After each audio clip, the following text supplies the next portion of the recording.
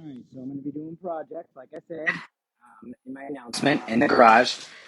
I've been working a little bit this morning, but knew I wanted to go live to kind of go over my idea of what I am going to be doing. I'm a loan officer here in Dallas, Texas, and I'm going to be showing people who are having struggles saving for down payment on a house to show them how to flip furniture to make some money and how to do it free. I'm going to show them step by step how to do it, showing the guidelines, how to properly source and document everything. But I like woodworking on the weekends, listening to audiobooks and just zoning out and recharging my battery. So I was like, man, why don't I talk to people about it, show them how they can do it too, and go from there. But to this weekend, I don't know, how can I turn the camera? Tall tree, with a tall mirror thing, and I chopped it all up and turned it into this because we were going to throw it away and it was all yellow. I had to strip it. I got a white armoire I'm working on, a cat house that I'm making for one of my realtors. The thing's awesome. Got some the wallpaper.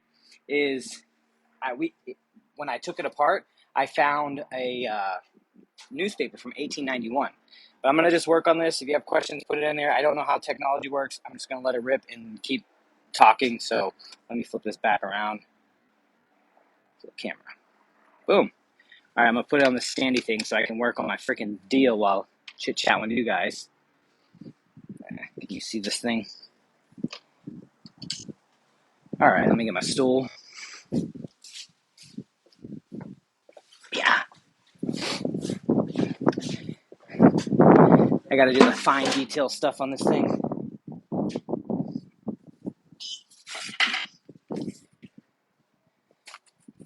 That would have been tragic because I have an event today from 4 to 6. And if I didn't take my medicine, oh my word, it'd be crazy.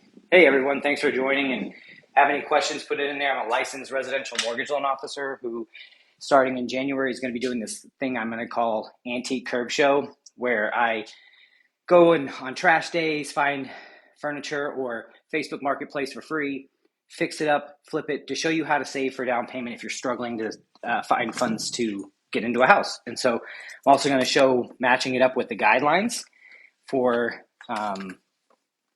property sold that you have, or so, and make sure that everything is good to go. So you package everything up if you're not using me as a loan officer, so you can package it up for your loan officer so they know that you did the work. And if my audio is jacked up, let me know, because last time I had my iPods in, or whatever the F these are called, it didn't let the audio come through. So but yeah, got my medicine. I take Vyvanse and Adderall. Need it. But yeah, that was about to be a freaking shite show. One thing I'm excited about with the camera situation, because you guys, I've mentioned it before, and if you've been on my lives, I suck at technology. When I mean suck, I mean absolutely suck. And but I'm getting better because I like to get better, like 1% better every day. Kaizen. But I'm getting better because I like to get better, like 1% better every day. Kaizen, right? So doing my best to learn it. But I ordered this thing on Amazon. Christ, I forget the name of it. Some kind of special camera thing that will record. It's got like a little gimbal. God dang it. I wish I remember the name of it. But it's a really cool little device. It's going to help with the camera and shooting, and it can record in both formats. I don't know. It has like a kit right now on Amazon for like $700, but it's like this little handheld device that will do face tracking and all that, and you can use it as a webcam too. God dang, I wish I remember the name of it. But I'm excited for that thing, because then I won't have to be holding my cell phone around and it comes. Which reminds me, I should bring my coffee over here. But yeah, I'm going to show you the little detail stuff. But this is going to be, I got 3 projects for the house that are for personal, but I told my partner Monica, I was like, I'm going to use these for educational purposes, because I like woodworking, but I've never done it for anything other than like gifts for people or just myself. And so I'm like, all right, cool. I'm going to practice so that if I'm going to show people how to do it, then it's the key is it doesn't have to be perfect, and you're just making money to flip to get into a house. And I'm going to show people that step-by-step process, because many don't know that they're like in almost every state there are what's called down payment and closing cost assistance programs. Some are grants, some are forgivable second liens, but either way, you can get up, most of them do up to 5% of the total loan amount towards the cash to close or closing costs. And so, for a $200,000 house, your out of pocket expense total, if you're not getting any seller credits, might be $5,000. And I'll show the numbers on the another video so you can see. I did one already. It's a couple videos back. And so, but I'm going to continue to post it so that people can see, because I want to show them how long does it take to get I'm going to show people on a $200,000 purchase, because really what this is geared towards is like first time home buyers, younger people who never get educated about purchasing a home, or feel like they can never buy a home because maybe they're limited income or limited. So it's unique perspectives on how to make things happen, because we can either focus on the negative or we can look for solutions. And I'm a solutions guy, problem solver. So when I found out a couple things, I'm like, nah, this ain't going to work. And I'm dedicated to showing a path. And a lot of my clients, they are in a different purchase point, but I'm like, I don't care. I'm going for people who don't get reached out to enough. And like my brother-in-law, he's a kid in his early 20s, and I'm helping him purchase a house right now because, like, if I could go back in time to when I was 18, 19, done with school, working, making decent money, paying rent, and I could have bought a condo and paid the same amount, Jesus, done, and started accumulating wealth earlier, but nobody talked to me. And usually you don't think about prior to marriage, prior to kids, so then you could set the marriage and kids up for success because you have more stability. And that goes into some of the other topics like talking about, in addition to mortgages, which is like emotional intelligence and therapy and stuff. Because why is that important to me? Because I was an absolute shit show when I was younger. Funny, good to be around at times, but if I lost my temper, it's scary. Part of that is trauma, and I didn't go to therapy, and I grew up abused really bad. And so, not that my parents thought it, but when you beat your kids where they feel you can't go to school for days and days at a time because they have marks all over their body, that's a problem. But that being said, it's why I'm passionate about what I do. One, I was homeless for a period of time when I was 18. That again goes back to me thinking I knew everything and was a little crazy. But also, it taught me that is a vulnerability that I don't want anyone to ever experience, because having to figure out the time when Dunkin' Donuts is going to be throwing away their donuts in the morning so you have some food is a very humbling experience, especially when you come from a family that was very stable. And so that woke me up. And ever since then, I was like, this will never happen to me again. But what am I doing to impact the people that I know or come in contact with? Was absolutely none. And so now I'm like, I've been in mortgage a decade. I know how important it is. I see how wealth works that well. And, it is what it is. But now I don't care. I'm just letting it rip. I don't know if you're on the chat. Thank you. I don't know how any of this works. I will try to interact with you.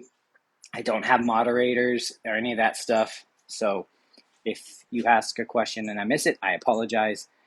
Just shoot me a DM or however the magic works. But yeah, as a mortgage lender here in Dallas, Texas, I'm doing a thing starting in January where I'm going to walk a person or people, the audience, through the process of saving money to purchase a home at $200,000 purchase price.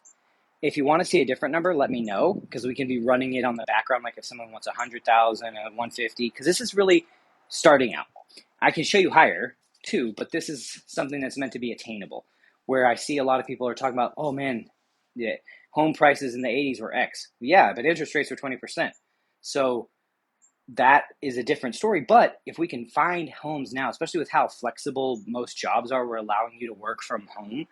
There's a guy on this TikTok app that I follow that bought this dude's coal baron mansion in Pennsylvania. And I'm like, that's so sick for $300,000.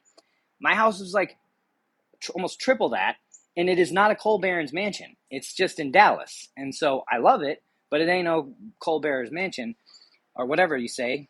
But that's my point: is there's options around the country. And something else that got me on this idea was I found out recently that people that are on Social Security disability, or they can potentially lose their insurance or lose their, you know, benefits. I'm like, how the heck did that ever happen in our country?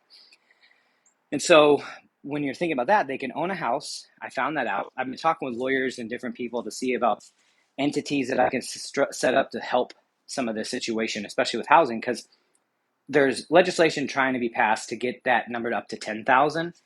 But if you're allowed to have a house and you're allowed to buy a car, but you can only save 2,000 at most in your bank account at any time, how are you buying a decent car? How are you buying a house? So that's where the 200,000 came in, because I wanted to keep the cash to close number under that $2,000 threshold. Because with grants and assistance programs plus a little seller credit, I'll run through it, I'll run over it, whatever it takes for people. And so I picked that number to make sure that I can speak to the broadest audience. So if you're out there and you've ever thought, man, I could never buy a house, I'm going to show you a path. There's always a path. Maybe it's 1 year, maybe it's 6 months, maybe it's 3 years. But if you don't start on that track to get there, 3 years is going to pass whether you like it or not. 12 months is going to pass whether you like it or not. It's just, are you on the path to getting to where you want to go? That's where I'm at. I want to make sure I get people connected. I don't care how long you are on the journey. My tagline is, I show people a path to homeownership when others show them the door. And it's that simple. I've helped almost 2,000 families over the last decade with their home investment journey. I was in underwriting and processing as the operations manager of our branch, so the guidelines are something I specialize in. Not like the snazzy sales guy, don't like public appearances like most salespeople with the finger guns. Hey, I'm a numbers, data, get shit done type person. It's called a high D personality. If you know anything about the Tony Robbins disc, I'm an ENTJ. I've taken all those personality tests, which those things are money. If you haven't done that, you should, because it helps you with communication. I can feel my medicine kicking in because my project bell just went bing, project. So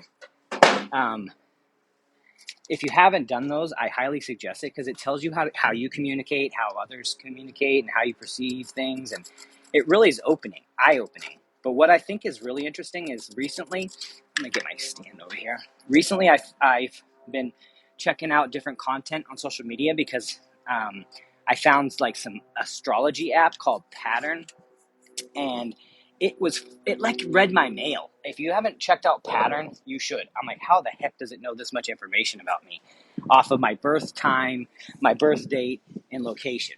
And so I was like, how does it know this much about me? And this thing's beating my ass like a drum. This is my first time doing this, so next time it'll be better. But yeah, hey, do you want 1K likes? I don't know. I don't really pay attention to that. If likes or whatever, if people like it, they can like it. If they don't, keep them moving. I don't know what likes do. But if you haven't taken those personality tests, they're huge, because I started looking at astrology, and it's funny how much my astrological breakdown from Pattern and time passages matches my personality tests results. And so if you are a person in business and you've taken personality tests, download the Pattern app. It's on iPhones and Androids and whatever, and put in your time of birth and your all that other wizard stuff, and look at it. See if it matches as close as it did for mine. It's freaking fascinating. But yeah, I just thought that was kind of cool. But it goes into all this stuff, is knowing who you are, being genuine, and making it happen. But with my antique curb show thing and seeing these problems with the $2,000 limit, how can I fix it? And I'm like, okay, this is what I'm going to do. I'm going to go around on trash day, because back before I was a loan officer, I was in the trash business up in Boston. And so I've been doing that. I did that for 15 years. My dad was a boss up there, and he hired me when I was 14, and then full time when I was 15 and a half, 16, I worked at night after school And so I was in trash my whole life. And then after my divorce from my second wife, I knew I needed to start something different. And so I went into property management with Lincoln as for apartments, and I did that for a year or two. But the glass ceiling was just, I couldn't handle it, and so I started working with my in mortgage, because the marketing lady at Lincoln, her husband was a branch manager, and she's like, I think you'd really like my husband. And so I met him, we hit it off, and 10 years later, here I am. And I take all of the work ethic and stuff from my trash days and my just get it done, figure it out mentality to my mortgage business, because a lot of people in this business are lazy. I'll tell you that right now, especially back because I was in the operation side of it, where, fixing problems after contract, it was frustrating me. I'm like, God dang, if you'd have just done this at pre-qualification, we wouldn't be having this problem. And so that's, again, part of my passion to do what I do. But not too long ago, I was feeling lost and just like, man, there's got to be more to life than working my butt off and, just the normal everyday stuff. And this year, 2023, was a big year of reflection for me.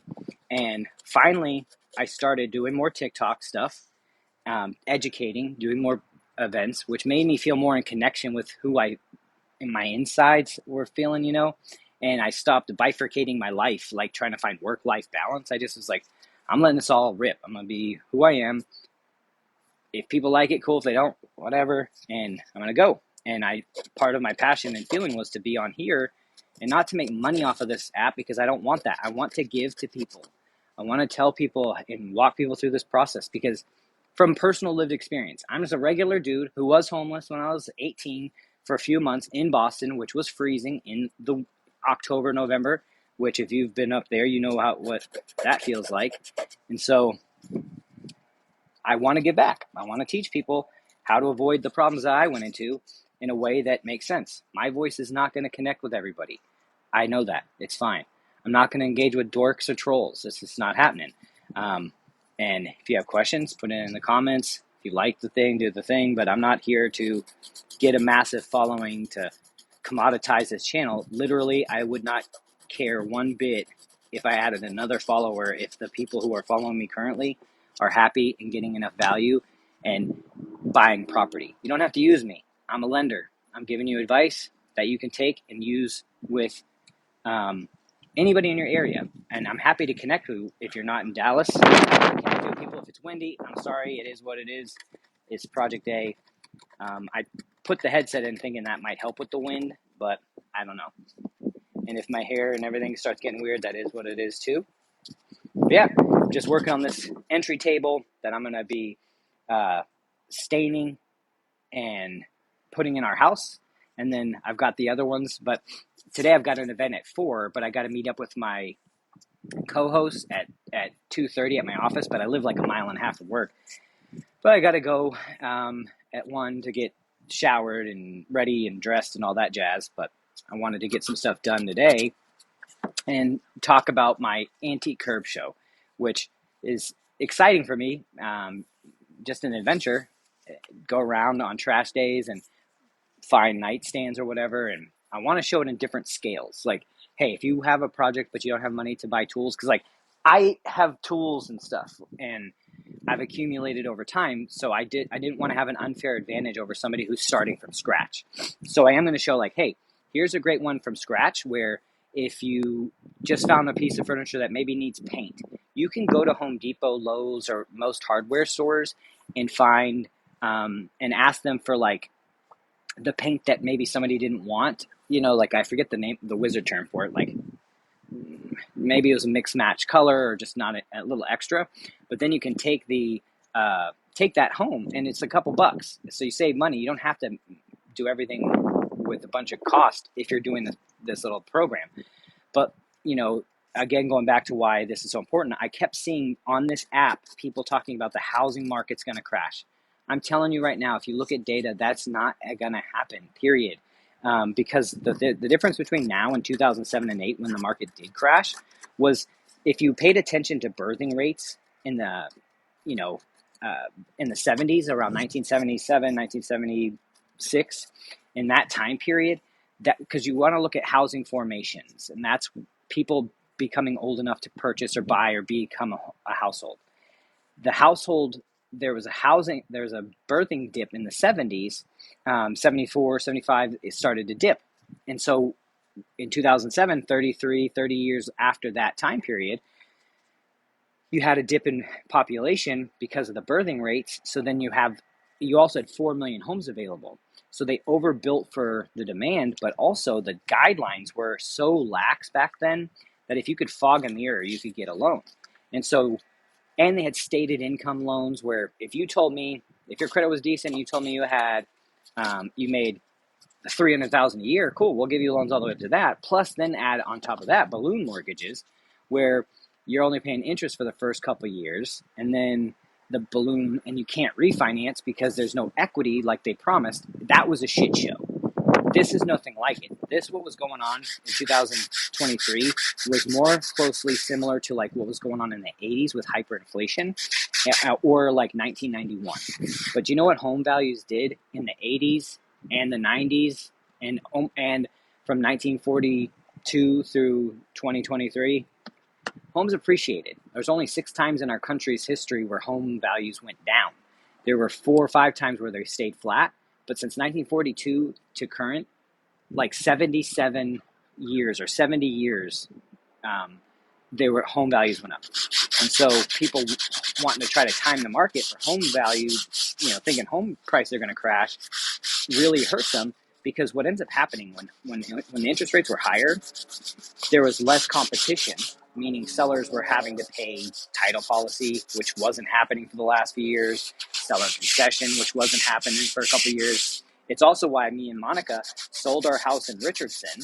Well, we bought first because we bought this house we're in now in Dallas, and we got a stellar deal. We bought it, and the house appraisal came in $50,000 over the asking price. So we walked in with equity. And I know once rates drop, which they are coming down, there was a 400 basis point improvement in the market since the 26th of October, that when rates are back into the more stabilized position where people feel confident to sell, this house will be worth 100, 200,000 more immediately. And I wouldn't be in a position if I didn't do the right steps before, which was buy my first house in Richardson, live in it for a few years, sell it, use the equity to pay off debts, springboard retirement, buy another property, live in it for a few years, do the rinse and repeat. And so that's where I'm like, okay, I have lived experience. I want to share it with people because I think the people on here who are saying to people, oh, the market's going to crash, are people who just want clickbait, and it's trash. And year-over-year appreciation, if you look at FHFA and Black Knight and all the other reporting, which you can go on it right now, is homes are appreciating year-over-year 6% on average. Now, there are some areas where it's a little less, some areas where it's more, but that's somebody's equity gain. Think about 6%. Let's just call it 5%. If your house is $100,000, you made $5,000. If your house is $1 million, you made $50,000. That's a lot of money, and not very many people can save $50,000, $100,000. Homes in DFW in the last 3 years appreciated 50%. So think about that: $300,000 house, that's $150,000 in appreciation. That is a lot of money. How many of you saved $150,000 in the last 3 years just in cash? If you did, good, awesome. What are you doing with your money? Are you working with a financial advisor? If not, let me know. I can connect you with people. Larry Fuzzi with Fuzzi Wealth Management here in Dallas. He's amazing. Terry Abalera, she's in here. Also do an event with her later today. She's amazing. But if you weren't able to save that money and you were renting, that's what the system wants you to do. They want you to rent. And that's the part that pisses me off, because if you would have known earlier what I know, you'd have bought whatever you could afford, not trying to impress anybody else, because who cares what the hell they think. Buy what you can easily afford, comfortably afford. And because especially as your first house, like, you don't need a 4-bedroom, 2-bathroom. If you're single or, just married, you don't have any kids, like, there's things you can do to get into what you need to build wealth and not think about it being a 30-year thing, because that's the other part. Back in the day, like, people were like, oh, well, you buy a house, you lived in it forever. Our grandparents, they just stayed in the same place.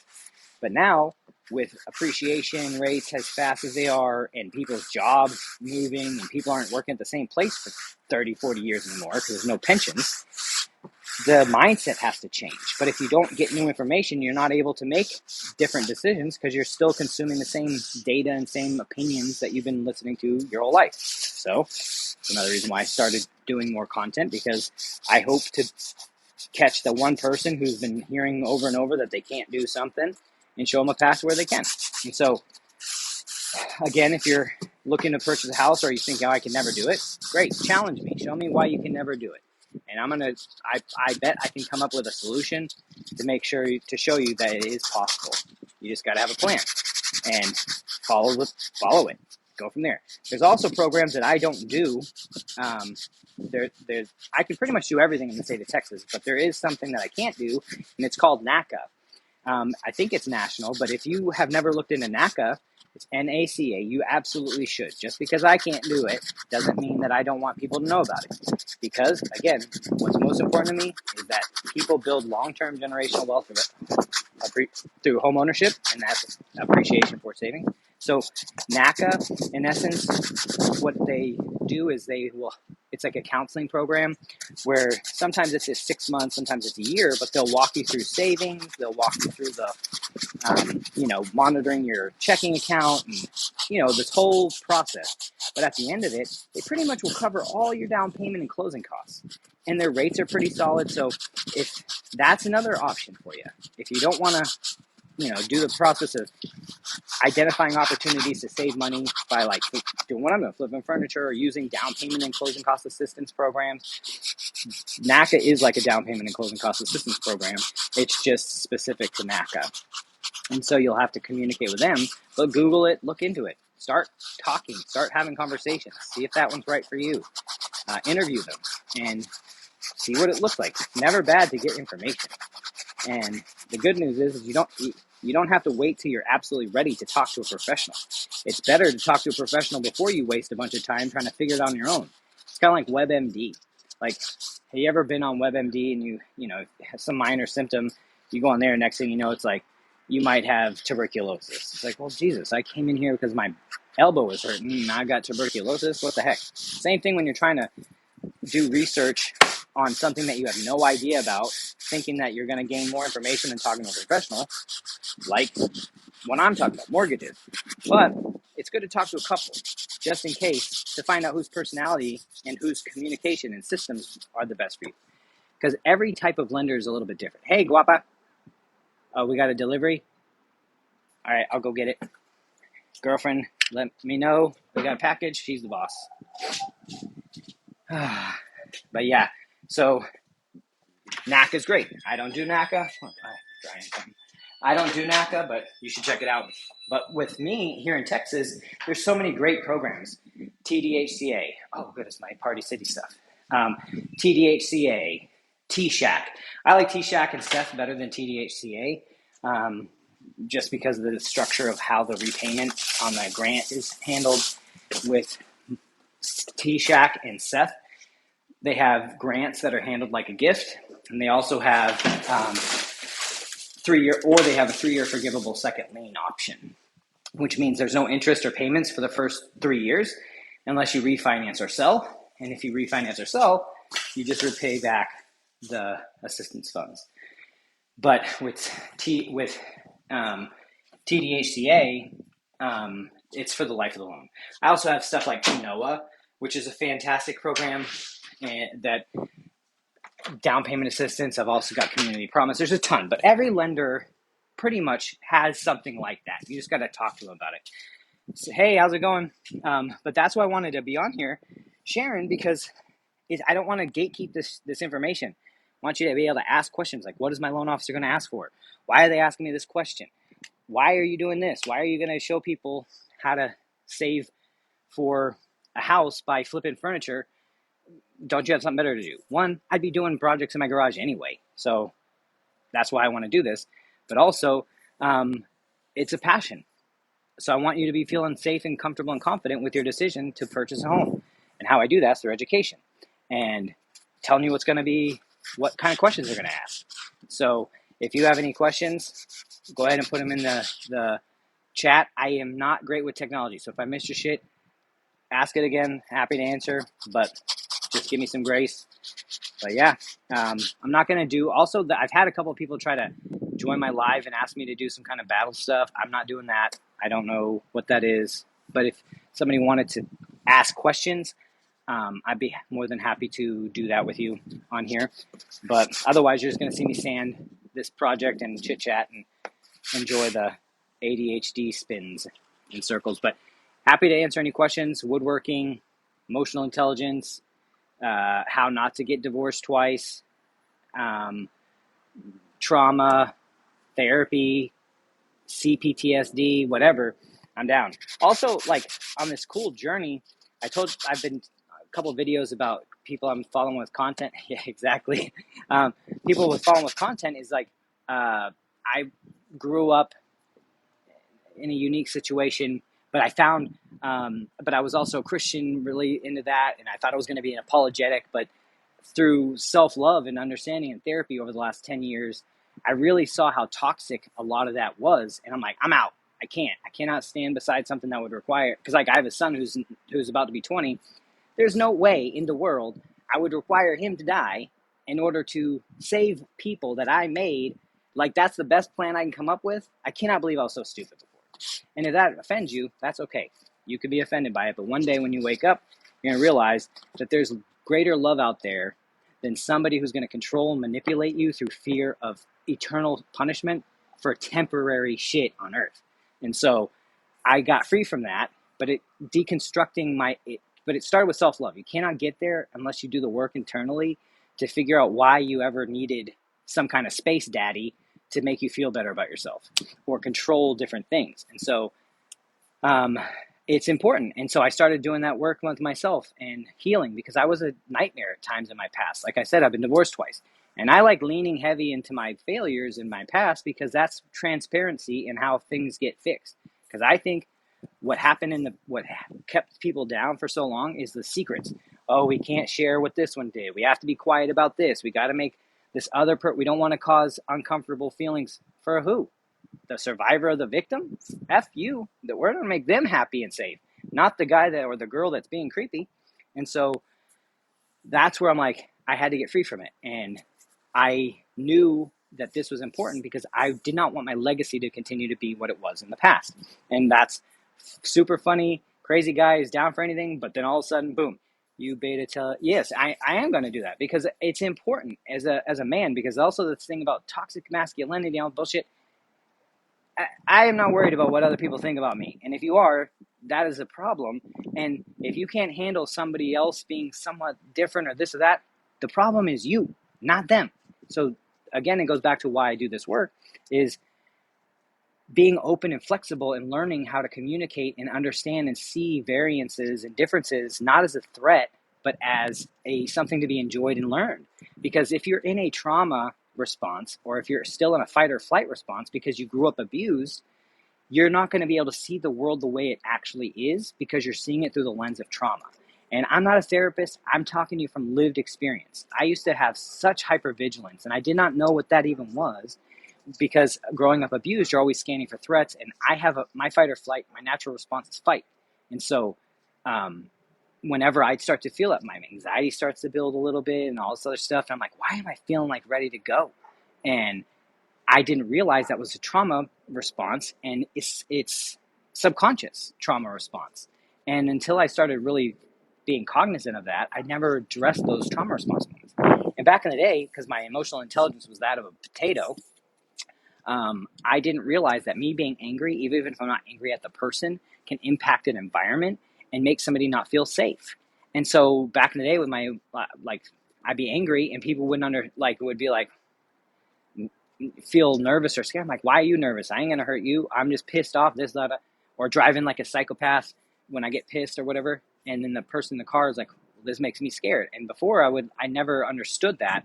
And it's something that I've had to be conscientious of, because for me, I feel safe, but that doesn't mean that people around me felt safe. And that's where I had to get better and identify what about me was so callous to understand that I couldn't put myself in their shoes. And that's the problem.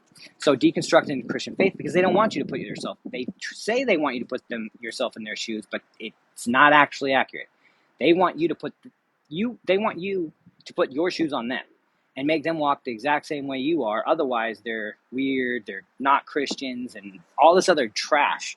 And so there is a mass exodus in that religion. And again, I studied Reformed systematic theology. I wanted to be an apologetic. So people try to come at me with Bible quotes and stuff. I'm like, let's go. I know what I'm talking about. And when you start to look at other religions and see where things were patchwork together, that's coming back full circle to the personality test and it matching up. There's stuff out there that's older that didn't rob from everything else that is not meant to hurt and harm people. And so, exactly, they want carbon copies. They don't want people to challenge the ideas because it facilitates a system of oppression. And I don't want a deity that supports genocide, that supports incest, that supports killing kids because they made fun of a bald fat guy, or that will sacrifice their own kid to appease himself. That is the craziest thing. When you start to look at and apply logic to the whole process, oh, well, religious, it was love. No, that's not love. If you have a child, would you let them go through everything they did just to make you feel better? If the answer is yes, the problem is you, and that religion is not good. And that's where you need to see it and separate it from, do I feel like hell's forever? Can you imagine punishing somebody forever for some temporary decision they made on earth? And think about how many wars are being fought all over this world over differences in space daddies. So if I want to look at, ancient religions and start paying attention to stuff, I'm going to do that. So if you don't like my space daddy, I don't care. I'll quote you Harry Potter book or some other stupid book and say, this is thus saith Catcher in the Rye. And so that's how it is. Because when people try to quote scripture to somebody, they sound like somebody trying to quote, a random book that means nothing. Just because it's your book does not mean it actually has any value to anybody else. Because you might like that one, but I'll quote you something else that actually has facts-based evidence behind it. And so I say all that because, again, it goes to self-love. Why I'm in my business. Why I'm doing this. Why I'm doing everything.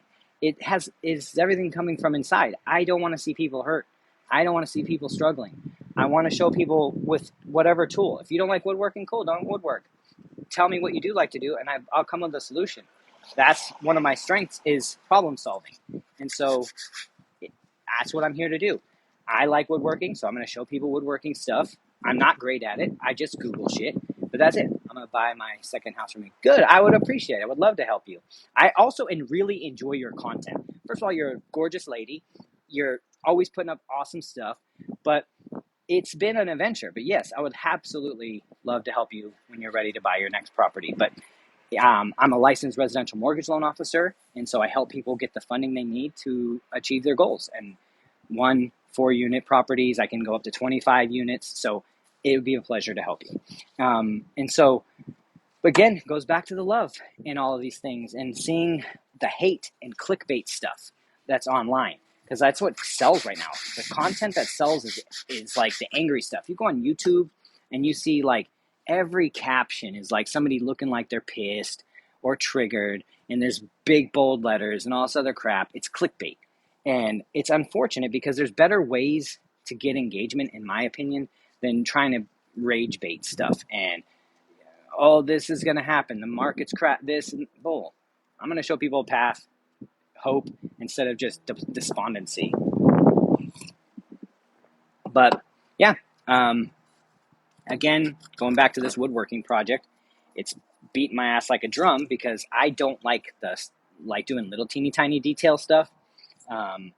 And sometimes I'll see something, I'm like, I can figure this out, because that's my kind of strength and weakness. My strength is I can figure shit out. And I can usually figure it out well enough that it's decent. But my weakness is that I'll over commit to something, and then I'm like, oh shit, now I'm too deep to stop. And so what I'm saying is, let me show you. I'm going to take this off the stand and flip this around. How do I do that shit? All right, flip. So this is a hall tree or an entry table thing. This used to be wicked tall with like a a big mirror thing right here. I'll post a picture of it, and it was yellow. I had to strip it all down. There was holes right there and there, and so I had to fill those holes. And once I stain it, hopefully you won't see as much of the lines. But I'm not going for perfection. I want it to have character. This was I in this thing. It was from 19. I'm sorry. I found a newspaper from 1891 when I took it apart, and so it's really cool. And I wanted to use all the same wood from the project. And so those little holes were made from pieces of wood that I salvaged from the project, and filled it. Up here, there was holes too. And all of this is from wood from the project. I fixed this box and did all this stuff. And so it's just the fine details.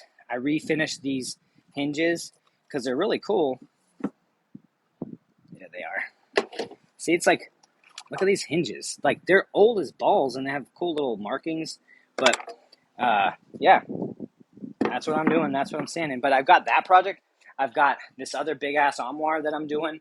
The stand armoire. This was this horrible color. Fixing these things. There's a white armoire that I'm doing. Sorry, my garage looks like a bag of smashed prison ass, but it is what it is. This is a cat house I'm making for one of my friends, and she's a realtor, Mo. I wish I could move this all around, but it's hard. But yeah, I make custom cat houses too, and that is like I stained underneath and the hardwood floors and all that stuff. So that's that project. And I made a cool coat rack that put paint stripper on it to get that off, but it's like a plumbing pipe, whatever it's called. Again, I don't know the wizard term for a lot of stuff. I'm not like a professional woodworker or project. Yeah, Monica Real, that's my partner. She's the best. I outkicked my coverage. She's on here. Hey, Guapizima. I don't know how. Do you want to be on this thing with me, or are you in with your mama? But yeah, she's the best. Okay, so I got to tell the story for people on here who might not know this. So Monica, how I met her. I was working in apartments at the time. I was a assistant property manager, and my person in the front needed help. So I came out of my office and was helping her. And I was at the desk, and you got to imagine, like, I'm gonna give you the live reenactment. So she's coming in from the door this way. I'm at my desk typing, and she walks to the door. It was like a freaking movie moment, like this weird thing. So she walks in, and I'd been single for like 2 years after my divorce and really working through things and just not interested in dating long term. And so she walks in, and this is what I was typing. She walked in, and it was like movie because like the sun was coming in. It was like magic exploded. I went, like, got caught cleaning my room, and I was like, "Can I help you?" And she like, "I have a package." And I was like, "Oh shit!" So I went and got her package. But from that moment forward, I told the girls in the office, I was like, "I'm getting her packages. This is who it is." There was just something about her that vibed, but I was totally undone when she came around. No game, none, zero. I couldn't flirt, couldn't even talk. I don't even know if I pronounced my name or said anything besides blah blah blah. And usually I'm okay. I got some level of game. Not with her. Total trash. I was done. And every time she'd leave, I'd be like, all right, next time I'm going to give her my business card and suggest that we go for coffee. Next time I'm going to do this. And none of those times ever happened. But then I got transferred to another. I never told you. In my brain, I might have, but it probably came out with just Timmy. Like, and so so then I got moved to another property, and I was like, shit, I'll never get a chance to meet her. And I didn't even know her name. Well, then I get moved back, or it was a Saturday. I was filling in for somebody, just volunteering, getting some extra hours. And she sent an email saying she needed to redo her lease. And I was like, oh, this is my chance, because now I'm not at the property because you can't date resident. I was like, this is my chance. I was like, come on in. I'd be happy to help. And then she's like, I can't. I got I got bug bites. And I was like, this makes it even more important that you come in here because I want to laugh. It's been a hard Saturday. So nevertheless, she did not come in. But then on that Saturday, you have to log in your Facebook page and, do the stuff. Well, there was an account that I wasn't sure if it was her, but it looked like her. Yeah, Miami mosquitoes. I wish I would have seen the polka dots. But so I was in the Facebook thing, and I saw an account that looked like her, but it was like Monica Ray or something. And I was like, friend request, because either it's a hot chick or it's her and I need to try to shoot my shot. Well, a couple days later, on one of my Facebook posts, she put a thing, I'm not polka dotted anymore. And I'm like, it's on. And so I made a comment, and then we were chatting in the DMs of Facebook back in the day, and I was like, at this point in my life, back then, I had come to the point where I just did not care. I was very selfish with my time and my space and my energy. So if anyone ever gave a red flag when I was dating, I immediately was done, because self love. And so we just kept talking, and it hit off. And then our first date, we had a fantastic time. We went and saw a play when my buddies had a play, and I was so freaking nervous. Like, I remember sitting next to her, and there was like an interpreter, and a play was going on, but my heart was beating so freaking fast because she was so hot, and I don't know how she agreed to go out with me. I'm like, oh my gosh, this is the hottest lady I've ever seen, and she's here, and she smells amazing. Everything was on point, and she's got this infectious personality. It's one thing when you see somebody and you're like, oh, they're pretty, but when you're around them and they vibrate this energy of just amazingness and like cotton candy, cocaine, Adderall, Molly mixed into like a Hello Kitty plushy, squishy thing, like that would be my partner Monica. Like, I don't know how to better describe it. She's the best. And so like I'm sitting next to this treasure. I don't know if she can hear my heart literally beating through my chest. I tell her that, and it was, tell me I'm wrong. It's the best description of you ever. But I tell her, I'm like, I'm going to let it rip. Be me, 100%. She likes it. She doesn't. It is what it is. And she was the same way. We didn't play games. It wasn't like if I text, then, I got to wait so many times. None of that shit. And because I'm busy, she's busy. I don't check in with her. She doesn't check in with me. It's the best partnership ever. And that's because we were very strict, and we'd have check-in points throughout our relationship. But on that first date, one of the people that were on the date with us asked us, like, hey, how long have you guys been together? And we were like, it's our first date. And they're like, no way, we thought you were together for like 5 years. And it turned out it was a friend of one of our friends, Terry and Steven. They knew them. And so it was like this weird small little universe. And we've been together ever since. It was just very easy, and that was the best. But like along the way, Monica will do check-ins, and we'll do check-ins together. Like, hey, this is going well. This is not going well. This is this, and that's the key. Is like partnership. I want her to be the best possible version of herself, and I'm her biggest cheerleader, and she wants the same thing for me. But we also are very aware that like people have paths, and I want her to be happy. That's the most important thing for me ever. So if that's with me, great. If it's not, great. But ultimately, that's how love works. It's not to possess and hold and make it mine. It is for me to share and vaunt up and build up.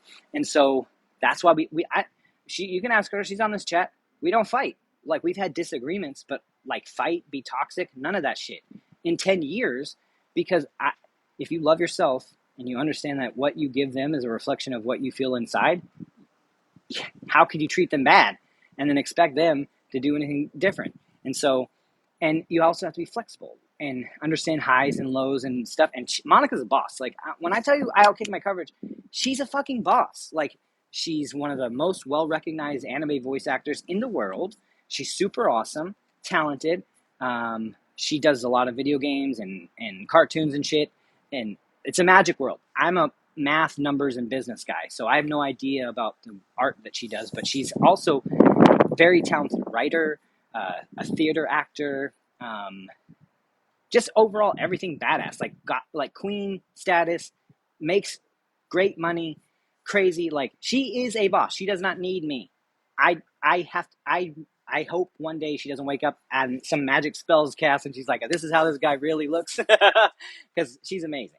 But it's, again, another reason for my passion in this business is it affords me the opportunity to help people to connect, be real with them, be vulnerable, grow, and do these things. And she's watched me. Like, if I tell her I'm going to do something, I do it. If she's ever brought up things that concerned her, I do it. And that's just what I am. I'm doing these projects. If this was not for Monica, I would not be out here with this little teeny tiny Sanders going in every little hole. But my how I show love is through acts of service. And that's what I do. And if I care about you, I'm going to invest my time into something to give you. And so that's like that cat house over there. I've been working on it for like a year for Mo. She's one of my best friends, and she's a realtor, and I love her, and it's for her mom. And so, of course, I'm going to do something because you can't buy that. That's more valuable than if I would have just bought her a cat house off of Etsy. You know, I love that somebody else might do it, but it's not me. And thank you. I want to do a live with her. Right now, she's helping her mom with some health stuff in Houston, but we've been talking about that, doing more lives, and especially when we bought our new house. I want to do meal prepping and cook in the kitchen and stuff, and meal prep for the both of us because she's super busy. Monica travels all over the world doing conventions to sign autographs and panels and stuff. And so anything I could do to take pressure and stuff off of her plate, super happy to do that. Plus, it'll save us on Uber Eats because I think we spend like, I don't want to talk about it, but it's it's more than it's probably need an intervention. I'll be honest with you and everybody on here. Hi, I'm Ron, and we might be Uber Eats addicts. Hi. But that's what we're gonna do, and yeah, so you're down, babe, in the future, and that'll be fun. And then people will see. I told her I wanted to do like scares because I like seeing people get scared or hurt. Like it's funny; those videos kill me. And so I'm gonna scare her because like again, if anybody who knows Monica knows she's like the sweetest, bubbly, like what I described with the Hello Kitty, cotton candy, Molly, all that mixed together is 100% her. So imagine her when she's scared. But she's also from Houston, and not just regular Houston. She's like from Alief, Houston, which is very. An intense area where she grew up, and so you see how she says this. You might think that is slightly joke, but I know she'll cut me. Like you'll see, I'll have a hole. It might not be too deep, but it's going to be there, and I'm not risking it. It's okay. I understand, and I rather keep her happy, but she will probably cut me. It also kind of makes me intrigued because I'm like, I might not die, and so maybe just one or two scares. Cutting is fine, but like I just thought that would be funny. But I think us just chit chatting and seeing us together, because that's the part that's fun, is to see how people vibe and being vulnerable. Because how else are people going to understand how other relationships work? That is not how my parents' relationship worked. My dad was an asshole. My mom should have left my dad way earlier. She's still with him. I don't know why. And my mom was not nice either, too, but they're both two toxic people who needed therapy, who stayed together out of sheer just spite, and it's insane. But I did not have a good relationship with my parents. I didn't understand how love worked. I wasn't ever told I love you growing up or hugged or any affection. I have zero memories of either parent ever giving any kind of comfort at all. Nothing. So like, if you get hurt, usually it's like, oh, are you okay, baby? Whatever. Nothing. Not a moment in my life. Nothing. And so people used to think I was robotic, and that's because I didn't understand how to show any other emotion besides anger or happy. That's it. Because any other emotion was snuffed out. And you usually learn emotions through mirroring. So what I unfortunately had to do, and fortunately, was learn it myself, watching different TV shows, watching different things, reading books, and going to therapy. But so Monica is getting the best version of me that she helped encourage. But shit, if people don't know that there's people out here that can still be fun, open to stuff, and not toxic or judgmental, and let it rip, cool. That's why I'm here. I want to show you that there's other types of people out there.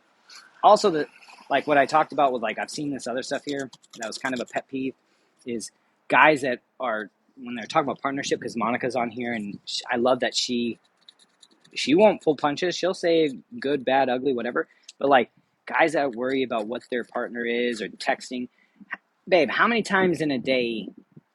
Now, TikToks, I send her a shit ton of TikToks. We're not talking about that, okay? We're moving past that, and any Instagram, we're moving past that. We're talking text messages or calls. In a day, how many times do we text or call each other if you're not around? Maybe one or two? She's busy. I'm busy. She needs to keep doing her badass champion, queen boss level stuff. I'm busy too. But yeah.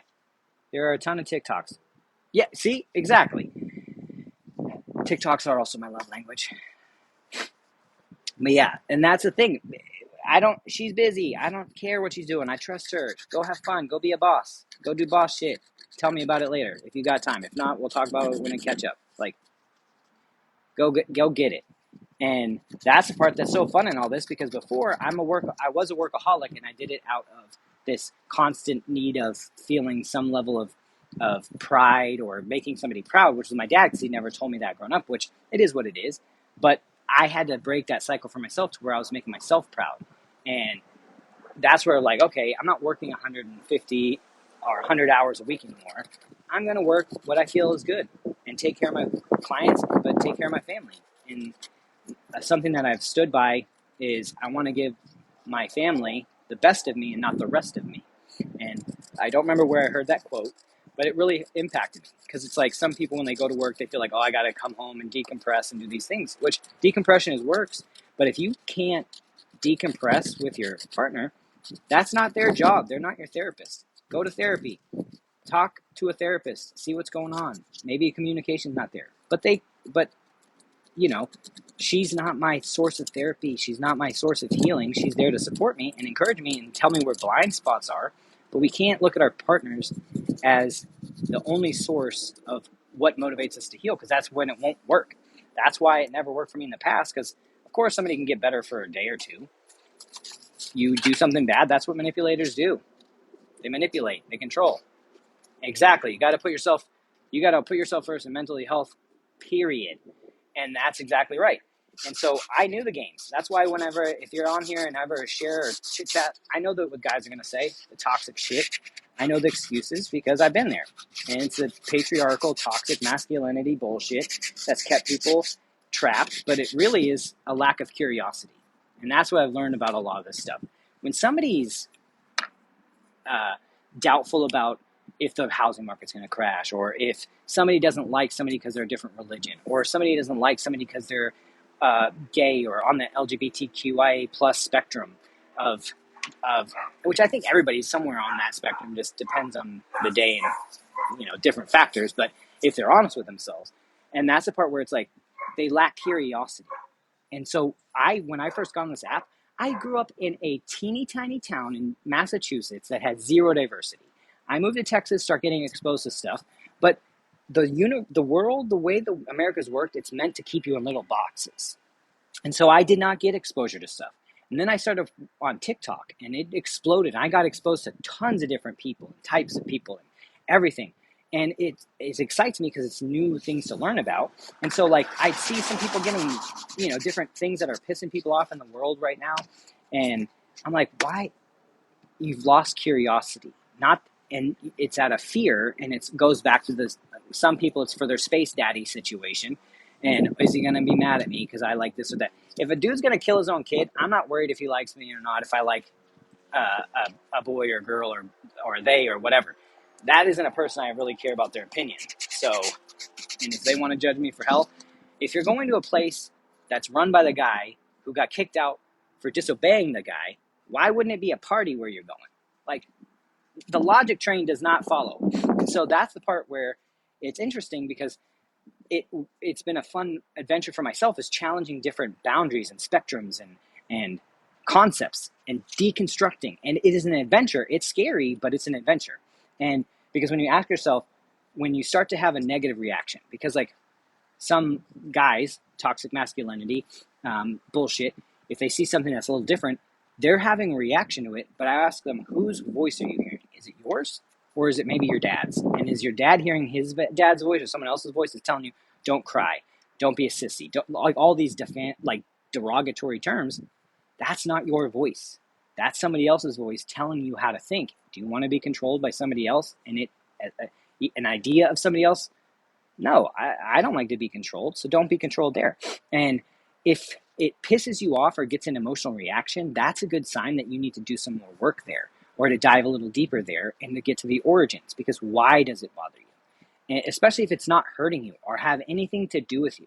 That's the part that really is funny in all these things, because one of my buddies, he helped teach me about a lot of different topics and issues. His name's Jamie McGonigal. He's an amazing man. His husband is awesome, and they are the best dads I've ever met in my life. And he's been pivotal in teaching me different things and exposing me to different information, but then also challenging me, because I didn't know that back in the day. I didn't know that saying female and male could be sometimes looked at as a derogatory thing. And I'm like, dang, thank you for the tune-up, because now I know, and I can be gentler with the people around me and more cognizant. It doesn't take much time and effort to treat people how they want to be treated. And I think some of that could be fixed by when, people talk about the golden rule, treat others how you want to be treated. Well, I'm a high D personality. Not everybody wants to be treated like me. I don't want you to bother me. I don't want you to tell me what to do.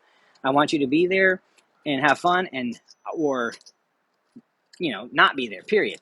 But somebody who's a different personality might want to be treated differently. So the platinum rule is to treat others how they want to be treated. So how you get to know that is by asking and talking. And hey, how do you like to receive love? If you don't like to get random gifts and I keep giving you random gifts, am I showing you love or am I showing you selfishness?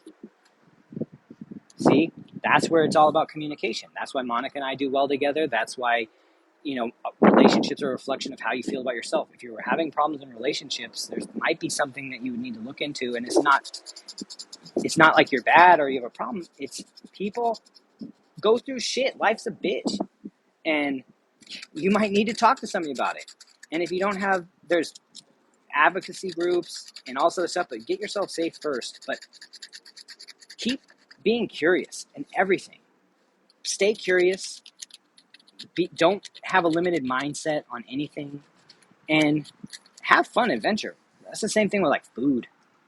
I'm ready to try any food anytime. I don't care, because it might be the best thing I ever tasted. I go into every of those experiences like, this might be the best food I'm ever going to taste. Even if it's a freaking McDonald's. Like, maybe this time the chef is going to go off and put some extra pepper or something on it, and it's going to be great. So I give it an opportunity. But if you go into life with the option of like, maybe this is going to be better, instead of, oh, it's going to be sucky, there's a reason you feel that way.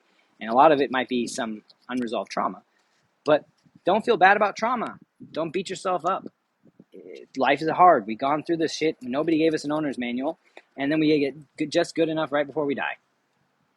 I saw your bespoke videos. Oh, yeah. Thank you so much. Sometimes I see content, like I got pushed a ton of tin fish videos. And I'm not a fish guy. I don't like fish. I'm like, but then it made me get hyper fixated. I'm like, I got to try some shit. And Bespoke Post sent me that. This month they're sending me some headphones. But they sent me the tin fish action. And some of them were good, some of them were trash. But what I've found from a lot of this fish stuff is the people that are saying that it's awesome are lying to you. It's not, there's some that are great, that are good, but it's tinned fish. And so, like, that's where you just got to know the scale. And so I was a little doubtful. I'm like, man, is it really that good? And so I tried some of them. And some of them were really good. But most of them I just found were just so mediocre. Like, I would never buy it again. I would never eat that on purpose. And there was actually one where I was like, my soul was offended. I even put it in my mouth. But I had to muster through it. But yeah, I'll do some more of that stuff too. That's also why I want to do the food prep stuff. Because I don't want everything always to be like fancy shit and glamorized. And I'm not commoditizing my channel and doing all a bunch of that either. I don't want to have a marketplace store. I'm not going to be up here pretending to be like what do I call it? Like, what are those people that do the random shit? Like, oh, thank you for the Galaxy and thank you for the apples or whatnot. AI. I'm not doing that shit either. But you want to talk about mortgages, or you want to talk about trauma, abuse, relationships, how not to get divorced twice, because like that's what I'm here for. Oh, also lawsuits. If you ever have any other questions with that, Monica and I went through a horrible situation. She spoke up about stuff, and then the guy sued us for talking about stuff that he admitted he did, cost us a shit ton of money. People harassed us. We won and won the appeals and all the other stuff. But yeah, you learn a lot about the way the court system works whenever you go through a lawsuit, and you're like, wow, this is bullshit. And you find out how hard it really is for victims, and you start to get more compassionate, and it's fucked. I'll tell you that right now. If you don't like profanity, I might not be the channel for you. But The legal system is fucked for victims specifically because Monica and other women shared their story, and the amount of harassment they got online was in freaking insane. And YouTubers, me too. I'm just a regular dude. They made YouTube videos of me and all this other shit, and it was crazy. It was 4 years ago, and they brought up my old divorce stuff, which I was happy they did because I told my lawyer whenever this first started, I was like, they might have my old divorce, which I'm fine with because they're going to see the guy who was divorced who did the work and got better, and here I am. Well, they pushed that shit. They tried to make up a bunch of stuff there, which I'm like, it's worse than what you're saying and it's better than what you're saying. So just be honest. And I'm happy to talk about it. But like that shit was a lot. So when everybody on here thinks about just like, why don't people speak up sooner? It cost Monica and I think $50,000 out of pocket. Our insurance stepped in after that. But all in all, it was $300,000 to defend ourselves for speaking the truth for someone who admitted to doing what they did. And it was torture. He crowdfunded, got 300 grand in crowdfunding, because he's an actor too, to attack the women who spoke up after he admitted that he had messed up and failed to act.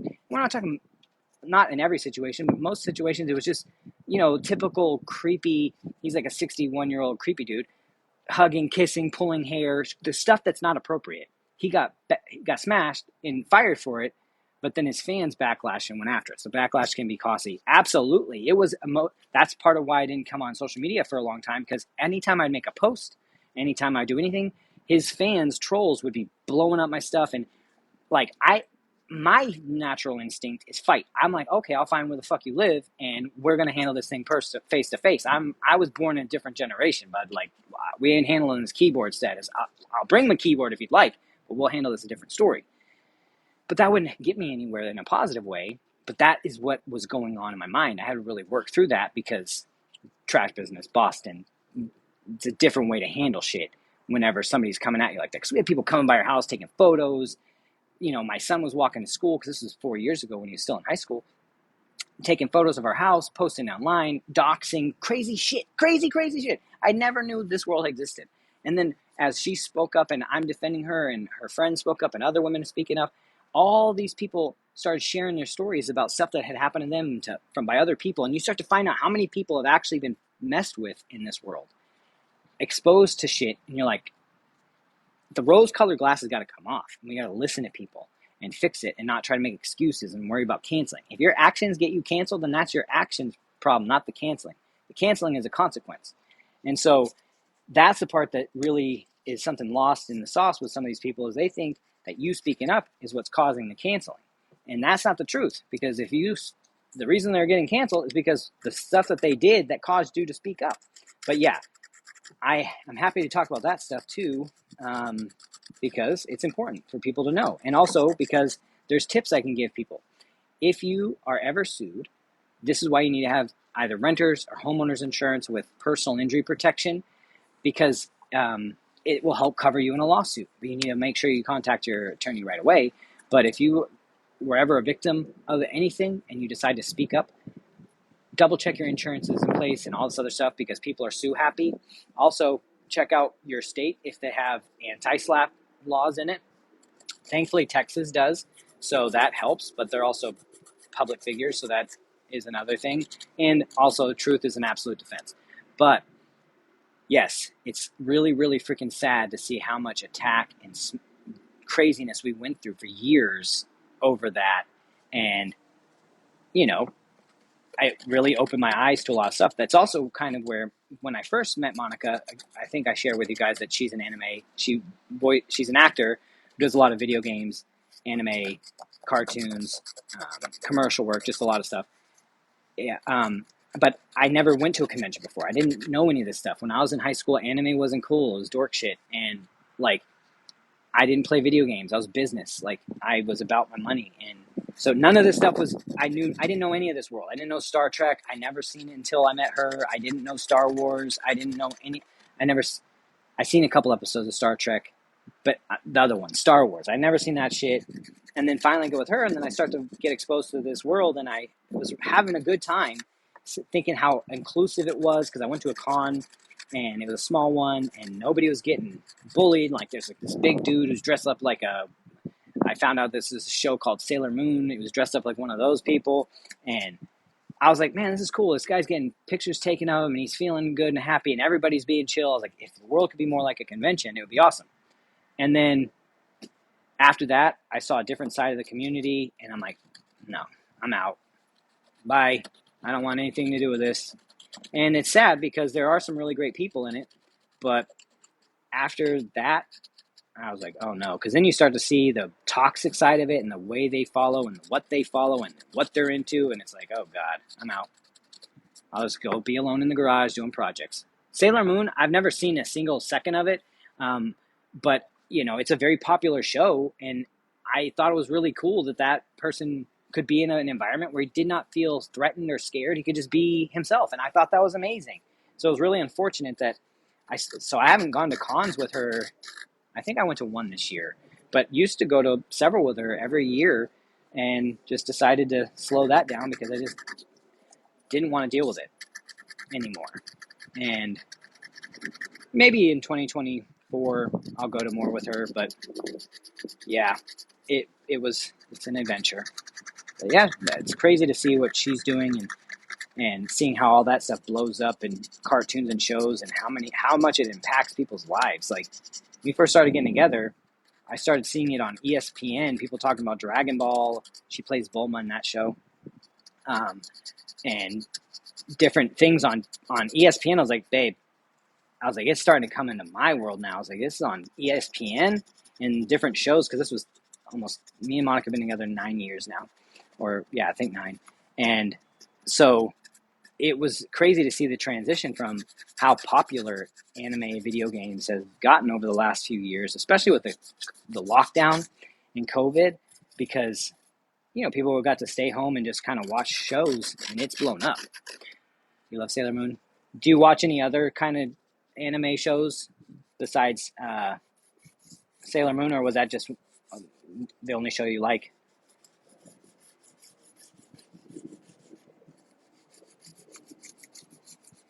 Man, this little teeny tiny detail stuff sucks,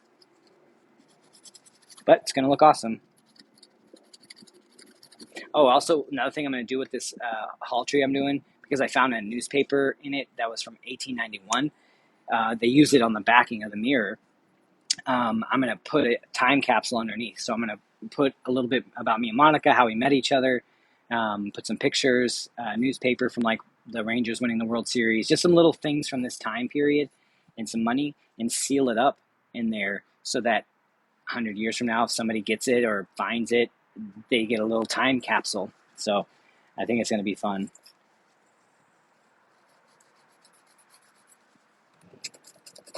Usually I listen to an audiobook on this, so it's my pattern is different, my habit, and so this is going to be weird doing this in the future. For lives, I'll have to adjust, but because I like to listen to my audiobooks, and I try to listen to one to two books a week at least. Sometimes I'll listen to the same book a couple times to make sure I've got all the information, especially if it's a thick, like a meatier topic type book. So I'm also open to any book suggestions people have. If you have questions, put in the comments. I'm a licensed residential mortgage loan officer.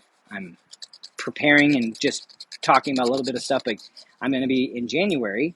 I'm doing a content series called Antique Curb Show, where I'm going to be showing people how to flip furniture to get the money they need to purchase a home. And it's going to be based on affordable home price of like $200,000. I'll show a couple 100, 200, so that they know exactly how much cash to close they are going to need to save and how long it's going to take flipping furniture.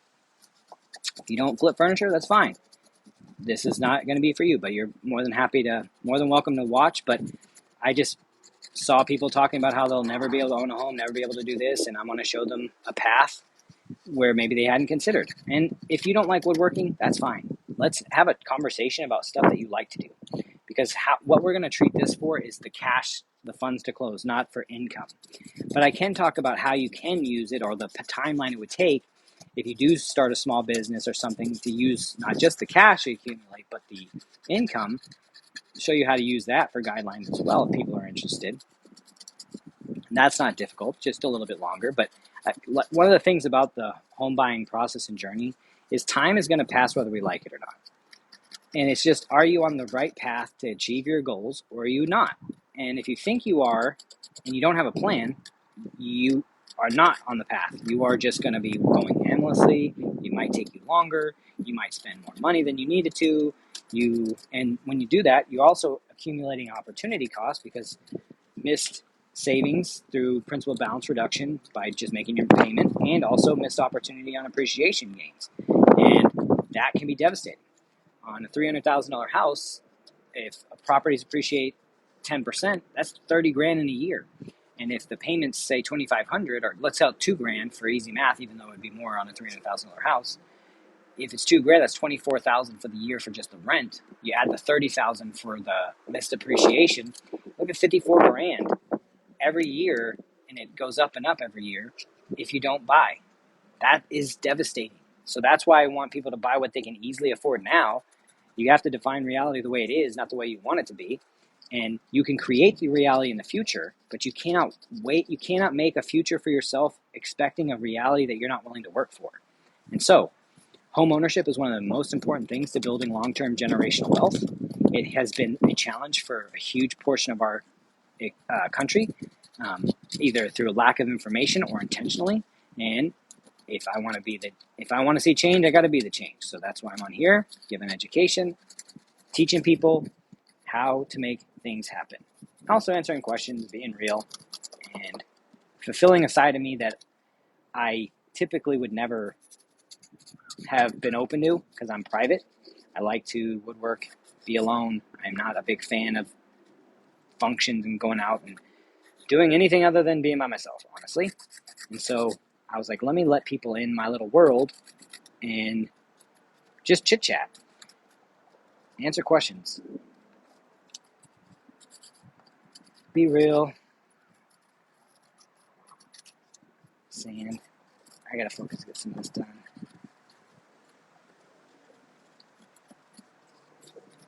But yeah, I got a lot more of this to do, but I appreciate everybody. I'll be doing more lives. If you have questions, feel free to reach out to me. If you are renting, I'm here in Texas, Dallas, Texas. I can help you anywhere in the state of Texas. But I want to show people a path to home ownership, how to accumulate money to get into a home if you're having trouble saving from your normal work, because it's hard out there. Costs are high. Inflation's thankfully coming down, but it's still expensive. It's too expensive. And so I want to help people. I'm gonna get off now so I can kind of get some more progress on this thing so I don't go nuts. But I appreciate everybody that was on here sharing, communicating, liking, doing whatever happens on live. I did not pay attention much to the chat because ADHD. If you chatted me and I didn't respond, I apologize. Feel free to message me. Let's connect. Keep your eyes open. Starting in January of this year, of 2024, I'm going to be doing the Antique Curb Show. So I'm going to be going around on trash days, getting little furniture to fix and flip. And then I'm going to document the process step by step. I'm going to show me going around on trash day, finding some stuff, talking about it. I'm going to show me listing it on Facebook Marketplace, the process of me fixing it. And then I'm going to show how to properly source the funds so that you can use it on your transaction. And I'm going to show you the guidelines. So all of that is going to be this Antique Curb Show themed content that I'm going to do. And what my plan is show the numbers, how long is it going to take us to get to $2,000. And then, because that's how much it's going to take to buy that house when we use assistance programs of 5%. So how long is it going to take us to get to $2,000? Is it 1 month? Is it 3 months, 6 months? Whatever it is, it is. And that's what I love about it. It's so exciting because it's going to be real. I'm not going to force anything, but I'm also going to show you unique ways to get to think outside of the box, because I already started doing that. Because not just am I going to have Antique Curb Show where I'm going in this, but I also have a connection with junk luggers of Collin County, which they go and clean out junk from people's houses. And they take it to the landfill to throw away. I was like, hey, buddy, would you mind if we meet for lunch and I go over some of the things I'm looking for because I'm doing this content? He's like, happy to do it. Love it. Save space at the landfill. Boom. Now I'm going to have an extra resource that's already going into houses, finding furniture that can bring me inventory while I'm doing the curb show. And you can do that too. There's junk luggers everywhere. There's trash companies everywhere. There's landfills everywhere. But maybe you might not have thought of that. That's okay. That's what that's why doing stuff like this and chit chatting with other people can help, because it can give you ideas that you might not have ever thought about. And then I can learn. I follow a ton of woodworkers on here because I learn from them and different trips, ticks, because I don't know what I'm doing. I don't read the owner's manual. I just figure shit out. I'm not a professional. I'm just like figuring things out and problem solving. And it usually turns out pretty good. But I know that I've seen content about people flipping furniture, and I'm like, if they can do it, I can do it. If I can do it, you can do it. And if you do it and you follow the steps, you'll start building long-term generational wealth through home ownership. And I'll feel like I achieved something in this short life that I have here on this planet. Talk to you soon. Bye.